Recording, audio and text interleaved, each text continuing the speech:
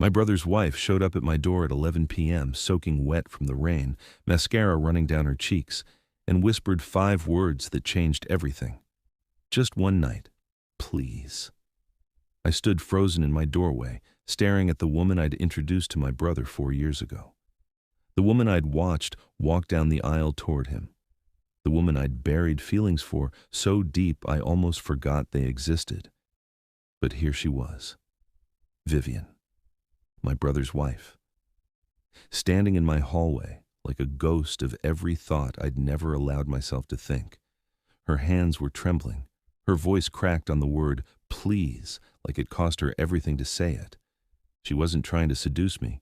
She was drowning. And she was reaching for the only hand she trusted. But that hand belonged to her husband's brother. My name is Ethan Mercer, and for most of my life, I've been the man who steps aside, the quiet one, the responsible one, the one who cleans up messes and never takes credit. When I met Vivian at a company event 4 years ago, I felt something I couldn't name. But before I could speak, my brother Marcus walked in with his charm and his confidence and his golden child smile. I stepped aside, because that's what I always did. But now his wife was at my door, begging for one night, and every boundary I'd built was crumbling. I knew Marcus was on a business trip in Miami, but Vivian knew something I didn't.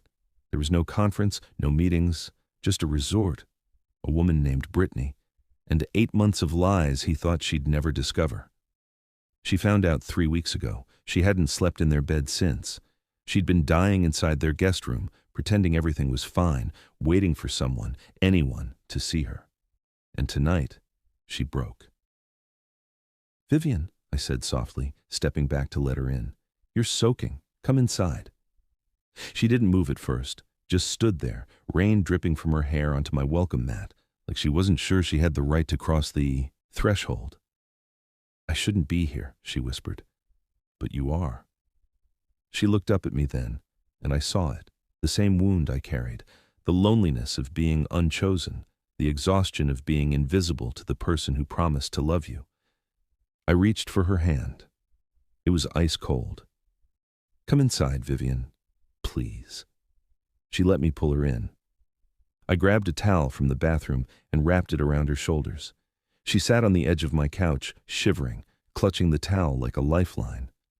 The rain hammered against the windows, and the only other sound was her breathing, shallow, uneven, barely holding together. I sat across from her in the armchair, keeping distance between us, because I knew if I got too close, I might not be able to trust myself. "How long have you known?" I asked quietly. She didn't pretend not to understand. 3 weeks. "And you haven't told anyone?" She shook her head. "Who would I tell?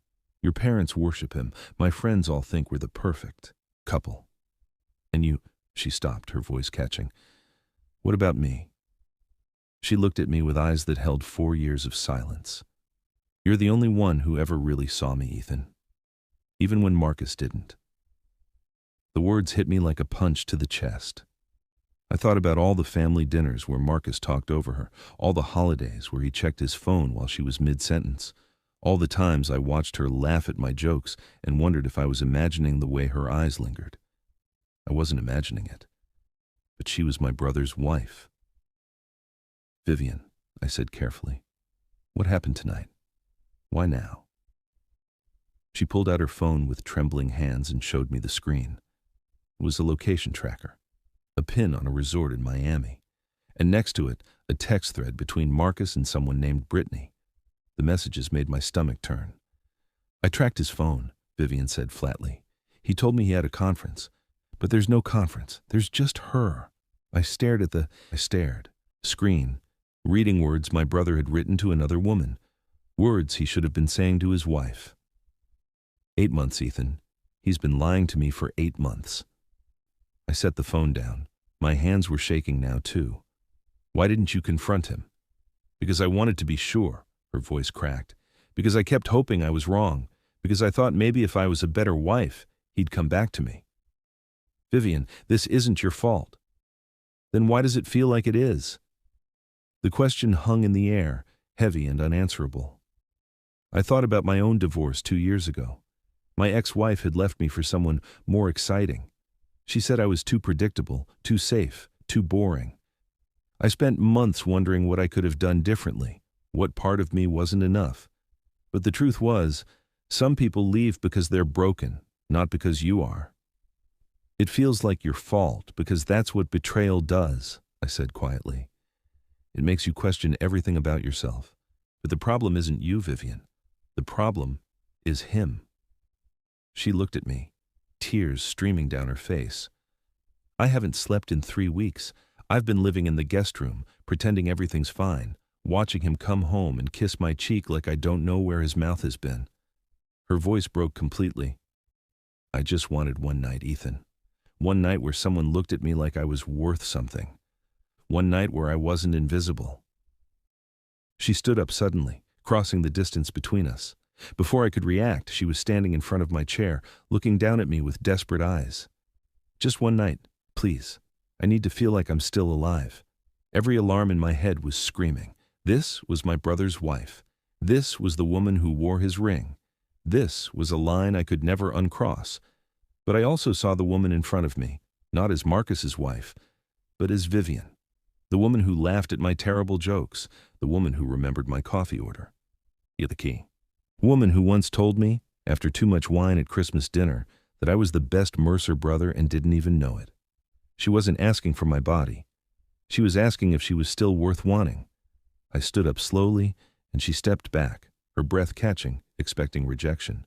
But I didn't reject her. I pulled her into my arms and held her, not the embrace of a lover, the embrace of someone who understood. She collapsed against my chest and sobbed, deep guttural sobs that shook her entire body. 4 years of loneliness, 3 weeks of silence, all of it pouring out in the safety of my arms. I held her until the shaking stopped. When she finally pulled back, her eyes were red and swollen, but something in them had shifted. The desperation was gone. In its place was something fragile and new. You didn't, she started. No, I said gently. And I won't. Why? I looked at her, really looked at her, and spoke the truth I'd buried for 4 years. Because I've had feelings for you since the night I met you. Because watching you marry Marcus was one of the hardest things I've ever done. Because if I ever got to be with you, it wouldn't be like this. Not when you're broken. Not when you're trying to fill a hole someone else made. Her eyes widened. You've felt this too? For 4 years. She pressed her hand against her mouth, fresh tears spilling over. Then why didn't you ever? Because you were his, and I thought you were happy. I thought I was too, she whispered, until I wasn't. We stood there in the quiet of my apartment, rain still falling outside, the weight of 4 years of unspoken truth finally released. What do we do now? She asked. Tonight? Nothing? You sleep? You rest? And tomorrow you make decisions with a clear head, not out of pain. She nodded slowly, exhaustion finally overtaking her. I led her to my couch and covered her with a blanket. She curled up like a child, her eyes already closing. Ethan, she murmured. Yeah? Thank you. For not taking what wasn't mine to give. I looked at her, my brother's wife, the woman I'd loved in silence for 4 years, and felt something I hadn't felt in a long time. Pride in the man I was choosing to be. Good night, Vivian. Good night, Ethan. I sat in the armchair across from her all night, watching the rain streak down the windows, wondering how we got here. But what I didn't know, what neither of us could have known, was that Marcus was about to come home early, and he would find out exactly where his wife had spent the night. The morning light crept through my windows like an uninvited guest. I hadn't slept, not a single minute. I'd spent the entire night in that armchair, watching Vivian breathe, watching her face finally relax into something peaceful for the first time in weeks.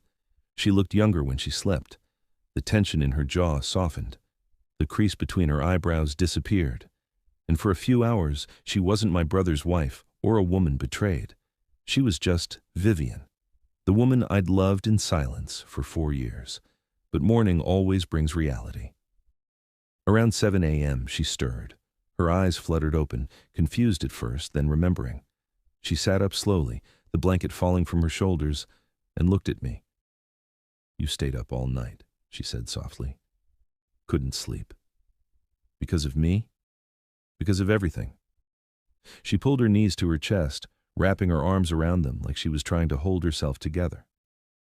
I'm sorry, Ethan. I shouldn't have come here. I shouldn't have put you in this position. Don't apologize for needing someone.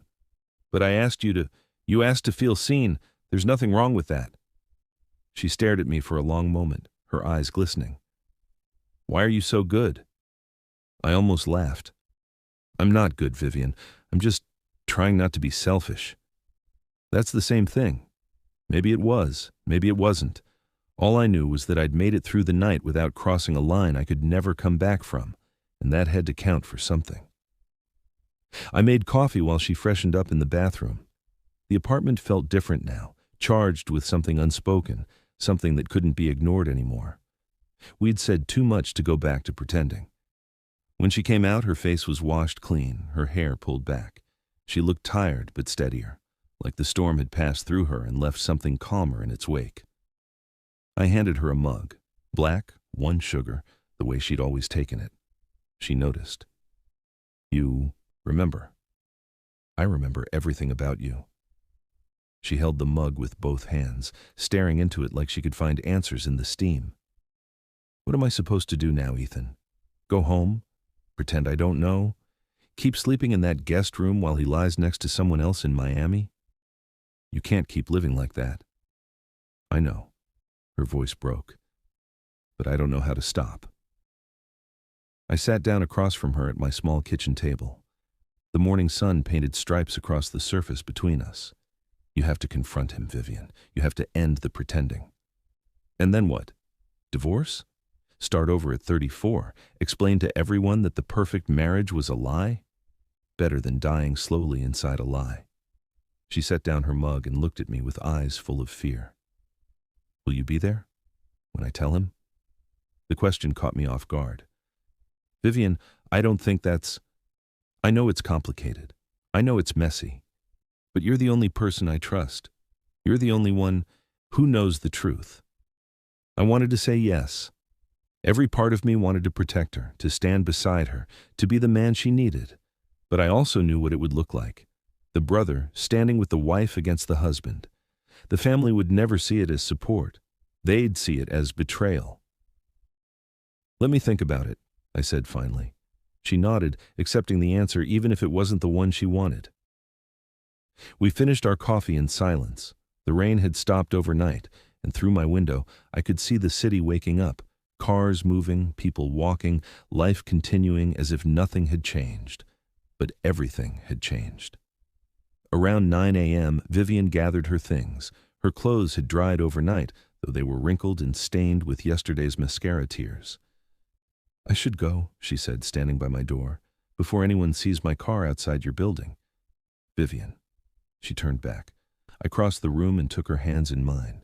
They were warm now, steady. Whatever. Happens next. I need you to know something. You are worth wanting.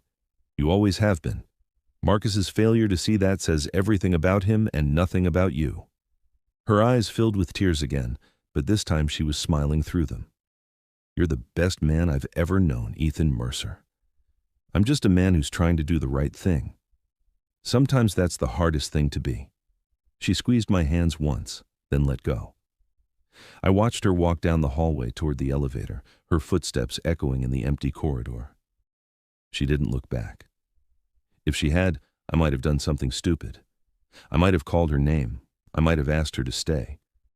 But she didn't look back, and I let her go.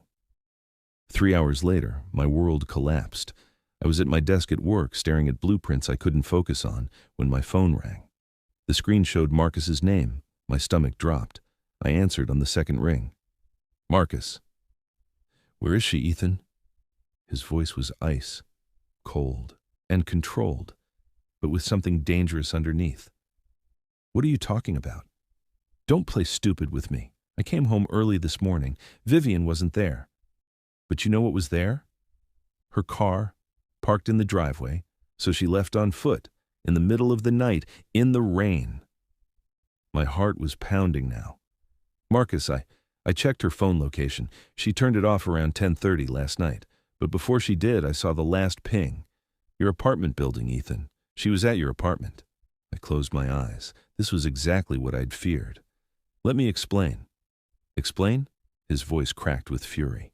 Explain how my wife spent the night at my brother's apartment while I was out of town? What exactly do you need to explain, Ethan?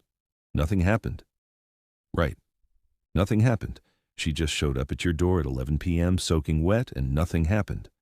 She was upset, Marcus. She needed someone to talk to. And that someone had to be you, my brother, in the, middle of the night? I could hear it in his voice. Not just anger, but fear. The fear of a man who knew his secrets were closer to the surface than he wanted them to be.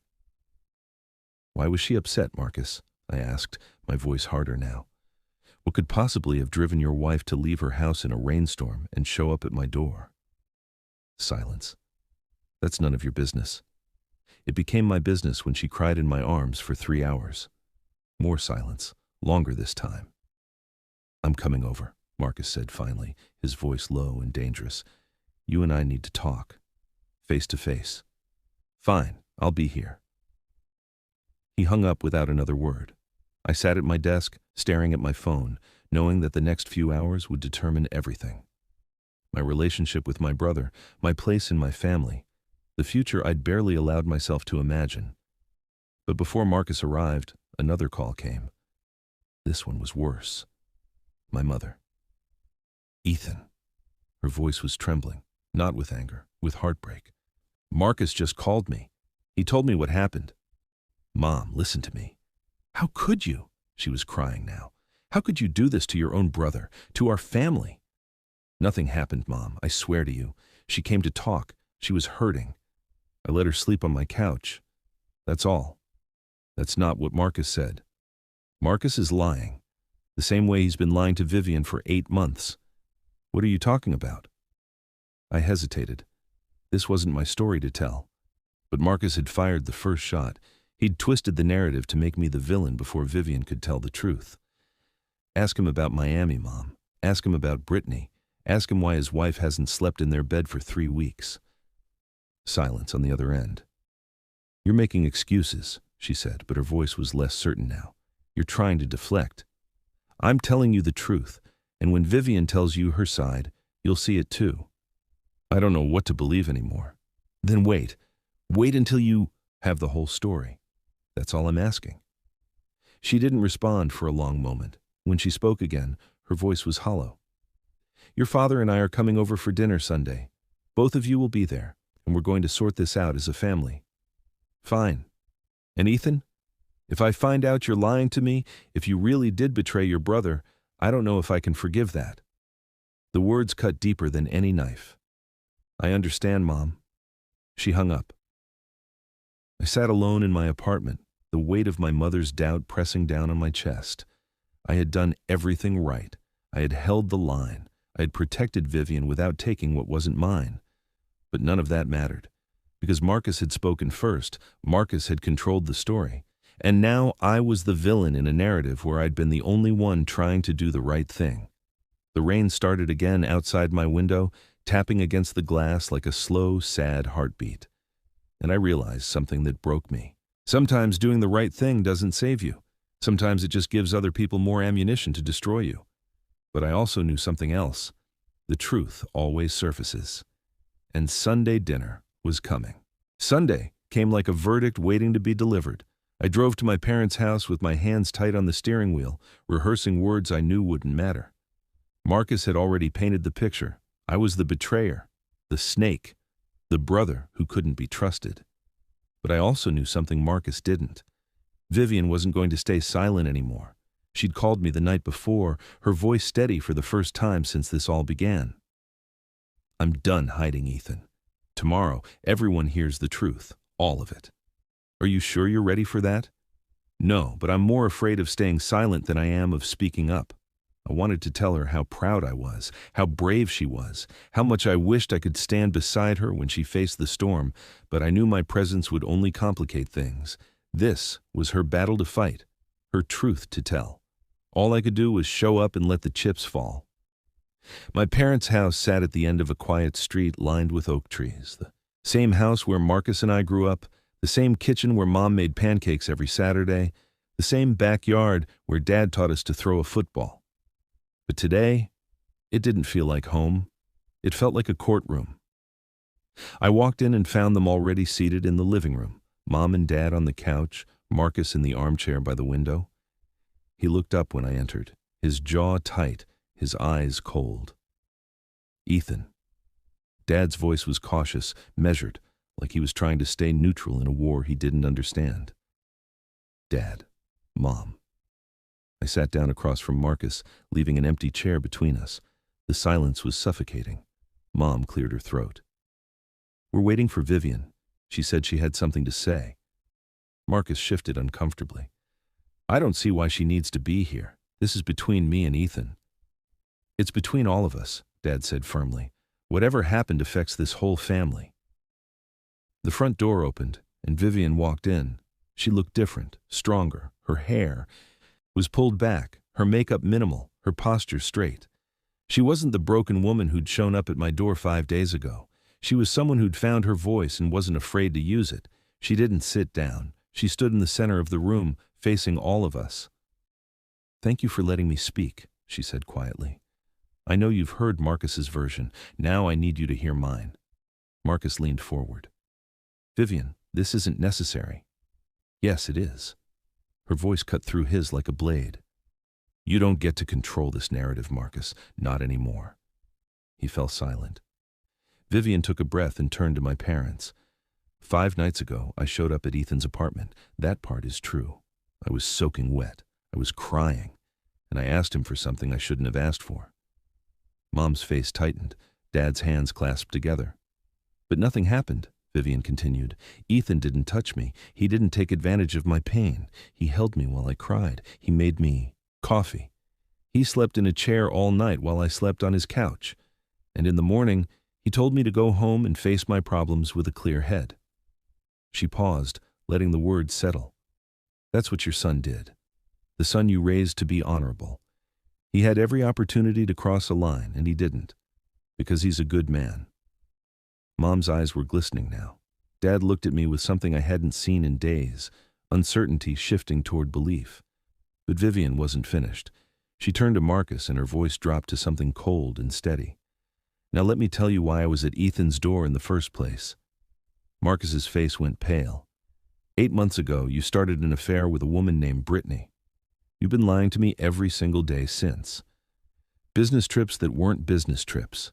Late nights at the office that weren't at the office. I found the texts, Marcus. I tracked your location. I know everything. The room went dead silent. Mom's hand flew to her mouth. Dad stared at Marcus like he was seeing a stranger. "I spent 3 weeks sleeping in our guest room," Vivian continued, her voice cracking but not breaking. 3 weeks pretending I didn't know. 3 weeks dying inside while you kissed my cheek every morning and lied to my face. Tears were streaming down her cheeks now, but she didn't wipe them away. She let them fall. That night, I broke. I needed to feel like I still existed. I needed someone to look at me like I mattered. And the only person I trusted, the only person who ever really saw me, was Ethan. She turned to me, and for a moment, it was just us. He could have taken what I offered, any other man might have, but he didn't. He chose to protect me instead of possess me, and that's the difference between your sons. She looked back at my parents. Ethan is not the villain in this story. Marcus is, and I'm done pretending otherwise. The silence that followed was the loudest thing I'd ever heard. Then Mom stood up. She walked past Marcus without looking at him. She crossed the room and stopped in front of me, and she pulled me into a hug. "I'm sorry," she whispered. "I'm so sorry I doubted you." I held my mother and felt something crack open inside my chest. Relief, vindication, but also sadness, because even though the truth was out, our family would never be the same. Dad stood up next. He didn't hug me. That wasn't his way. But he put his hand on my shoulder and squeezed. "You did the right thing, son." 4 words, but they meant everything. Marcus sat frozen in his chair, his face a mask of shock and shame. When he finally spoke, his voice was barely a whisper. "Vivian, don't." She held up her hand. "Don't apologize. Don't explain. Don't try to make this better with words. You had 4 years to choose me. You didn't. And now I'm choosing myself." She pulled off her wedding ring and set it on the coffee table with a soft click. "I'll have my lawyer contact. Yours." Then she turned and walked out the front door. I stood up to follow her, but Dad's hand on my shoulder stopped me. "Give her space," he said quietly. "She needs to do this part alone." I watched through the window as Vivian got in her car and drove away. The taillights disappeared around the corner, and I felt something I hadn't expected. Hope. The divorce was finalized 6 months later. Marcus didn't fight it. The evidence was too overwhelming, and his pride couldn't survive a public battle. He married Brittany 3 months after the papers were signed. It lasted 8 months before she left him for someone else. Some patterns repeat, but some patterns break. Vivian moved into a small apartment downtown. She started therapy. She reconnected with old friends. She laughed more. She stood taller. She became the woman she'd always been underneath, the one Marcus had tried to diminish. I gave her space, months of it, but we talked. Every few days at first, then every day. Phone calls that lasted hours, text messages that made us both smile, a friendship rebuilt on a foundation of honesty instead of secrets. One evening in early spring, I asked her to dinner. She said yes. We went to a small Italian restaurant with checkered tablecloths and candles on every table. We talked about everything and nothing. We laughed until our cheeks hurt. And when I walked her to her car afterward, she stopped and looked at me with eyes full of something I'd waited 4 years to see. "Ethan." "Yeah? I'm ready now, if you still want this." I stepped closer, close enough to see the gold flecks in her brown eyes. "I've wanted this since the night I met you." I kissed her. Not a desperate kiss, not a stolen moment. A kiss that said, "I choose you.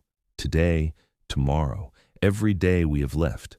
When we finally pulled apart, she was crying, but smiling too. "Thank you for waiting," she whispered. "Thank you for being worth the wait."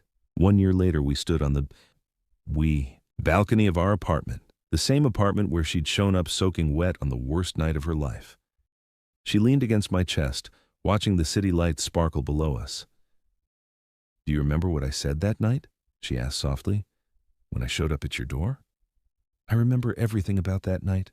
She turned to face me, her eyes glistening. "Just one night, please." I cupped her face in my hands and smiled. "How about every night instead?" She laughed through her tears and kissed me again, and I realized something I'd always known but never let myself believe. Love isn't about taking what you want. It's about waiting for what matters. It's about choosing someone else's healing over your own desire. It's about being the man who stays when leaving would be easier. My brother's wife asked me for one night, but I gave her something better. I gave her the rest of my life. Now I want to ask you something. Have you ever loved someone in silence? Watched them belong to someone else while your heart broke quietly in the corner? And if you have, did you have the courage to wait, or did you let fear steal what could have been yours? Think about it, because the love that waits is the love that lasts. And maybe, just maybe, your story isn't over yet. If this story touched your heart, if it reminded you that patience and honor still matter in a world that tells you to take what you want, then I need you to do something right now. Subscribe to this channel. Click that notification bell so you never miss another story. Because this is what we do here. We tell stories about real people, real choices, real love that survives the fire. And your story? It might be the next one we tell. Subscribe. Hit the bell. Leave a comment telling me about a time you chose patience over impulse. Your words might be exactly what someone else needs to hear today. I'll see you in the next one.